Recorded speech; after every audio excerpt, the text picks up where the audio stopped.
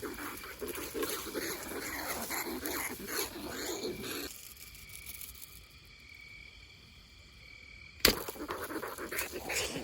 ออีกทุกคน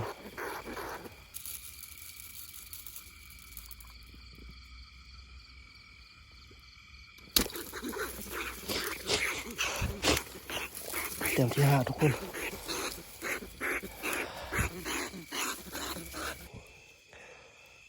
สบายดีทุกคนหากินที่น้ำมนต์มื้อนี้จะพาทุกคนออกหากินเนาะสันตอกยิงหนูนี่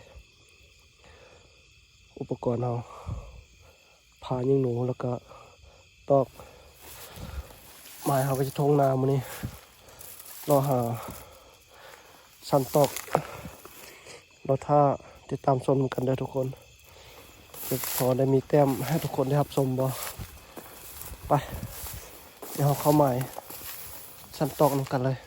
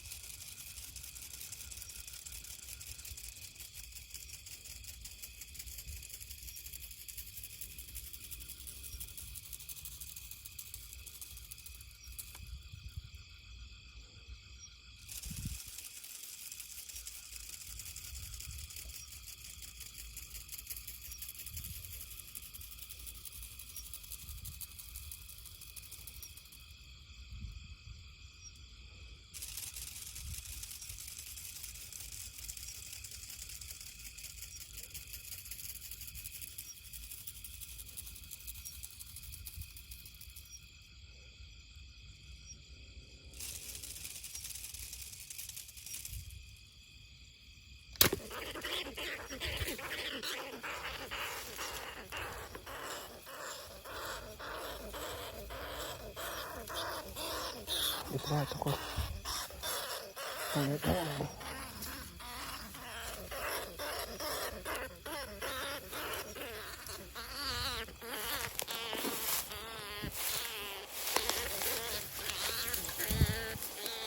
เต็มทุกคนโอเคเก็บก่อน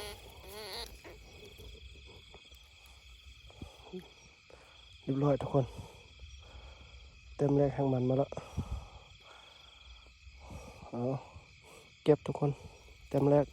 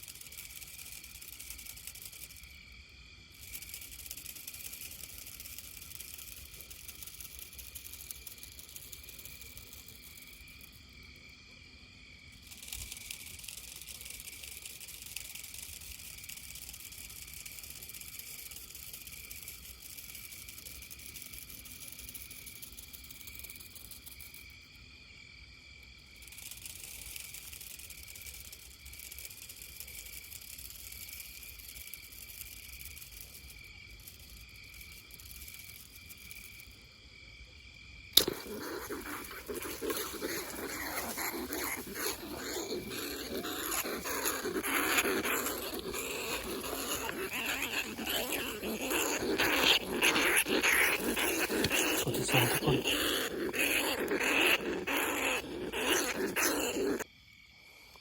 โอเคทุกคนเต็มที่2งามๆทุกคน เก็บก่อน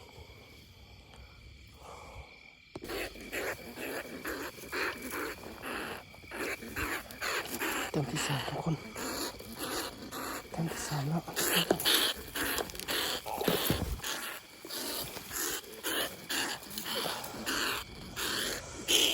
3 แต้มงามทุกคน3 แต้มแล้วเก็บก่อนเด้ทุกคน3 แต้มแล้วตรงงามทุกคนมาแล้วได้3 แต้มแล้วไปเดี๋ยวลุยกันต่อ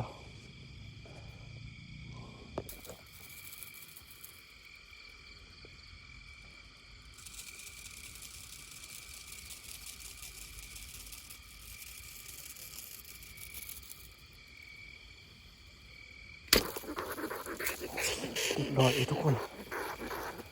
ตัวที่เต็มที่4ทุกคน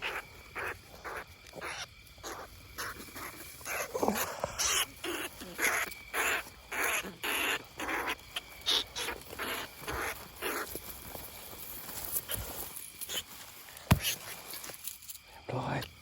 เด้ทุกคน4 แต้มแล้วทุกคน4 แต้มละมานทุกคนเลยมานโอเคไปเดี๋ยวลุยกันต่อเลย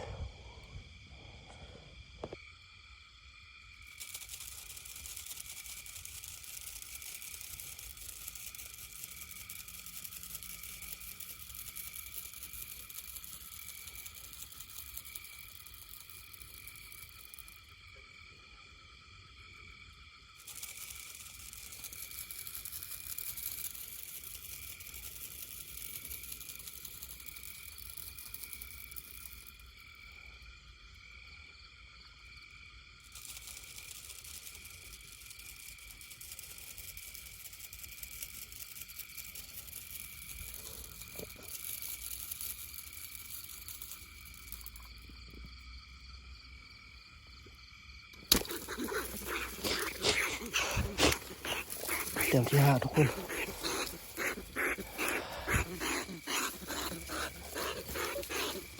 โอ้โหตัวนี้ใหญ่ทุกคนยังไงแล้วตัวนี้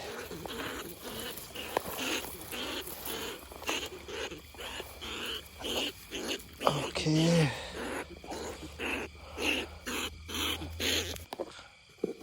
ทุกคนเห็นป่ะตัวนี้ใหญ่ตัวนี้ยังใหญ่เลยเต็มที่5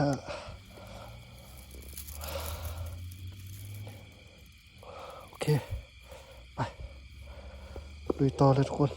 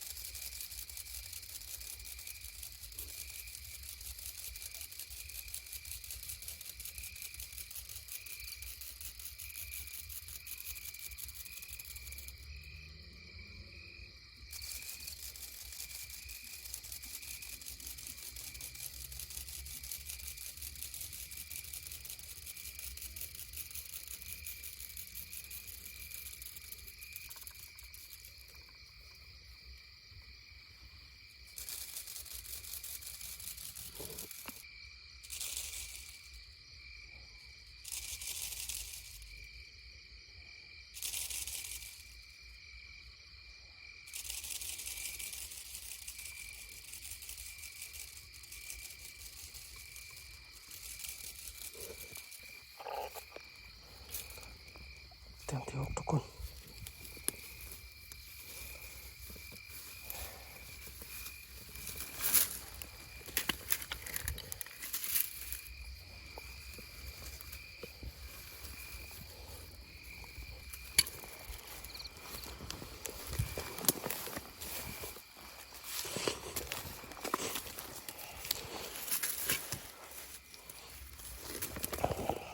แต้มที่6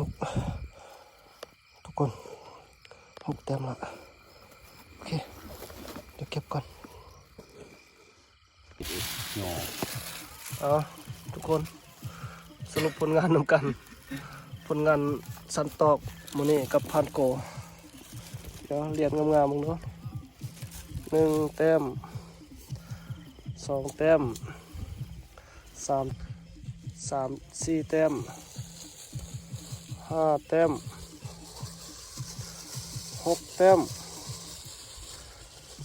7แต้ม8แต้มทุกคนโอ้9แต้ม8อ่ะ2 4 6 8แต้มทุกคน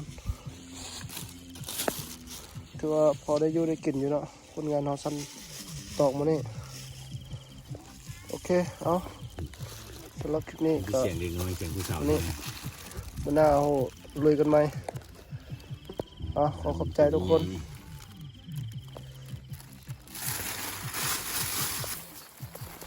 เอากลับบ้านนะมื้อนี้นะมื้อหน้าเอาไหมมาล่าไหมซองหาอยู่หากินตามท้องไร่ท้องนานี่แหละทุกคนวันนี้ก็พอได้อยู่ได้กินอยู่8แต้ม2คนกับพันโกโอเคทุกคนสำหรับคลิปนี้ก็จะขอกล่าวคำว่าสบายดีพบกันในคลิปต่อไป